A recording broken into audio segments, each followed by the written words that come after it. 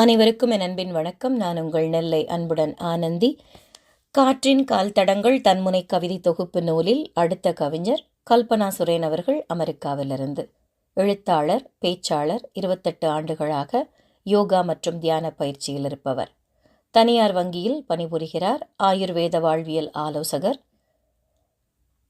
ஜாக்சன்வில் தமிழ் மன்றத்தின் தலைவராக பொறுப்பு வகித்தவர். தமிழில் 5 கவிதை நூல்கள், 3 தொகுப்பு நூல்கள் எழுதியிருக்கிறார். இவருடைய 2 ஆங்கில நூல்கள் மினியேச்சர்ஸ் மற்றும் த லுமினாரிஸ். திருக்குறளின் மீள்வாசிப்பாக வீடு என்ற நூலை எழுதி வருகிறார். இவரின் கவிதையிலிருந்து ஒன்று உங்களுக்காக.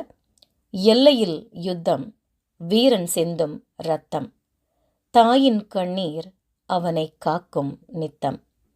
ஒரு சந்தனயத்தோடு சிறப்பான ஒரு கவிதையை படைத்திருக்கிறார். குறிப்பாக நாட்டின் பாதுகாப்பிற்காக எல்லையில் நின்று தன்னுடைய வாழ்க்கையை பற்றி கூட கவலைப்படாத பல அர்ப்பணிப்பு உள்ள வீரர்களை பற்றிய ஒரு சிந்தனையை நமக்குள் தூண்டுகிறது.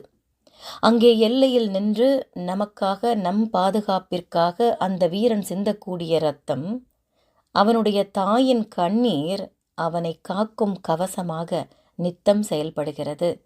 அவர்களுடைய அன்பும் அக்கறையும் அவனுடைய பாதுகாப்பிற்கு அது நித்தம் அவர்கள் உதிர்க்கும் கண்ணீராக இருக்கிறது. அதுவே கவசமாக அவனுக்கு இருக்கிறது என்பதை அழகாக எழுதியிருக்கும் கவிஞருக்கு வாழ்த்துகள். நன்றி.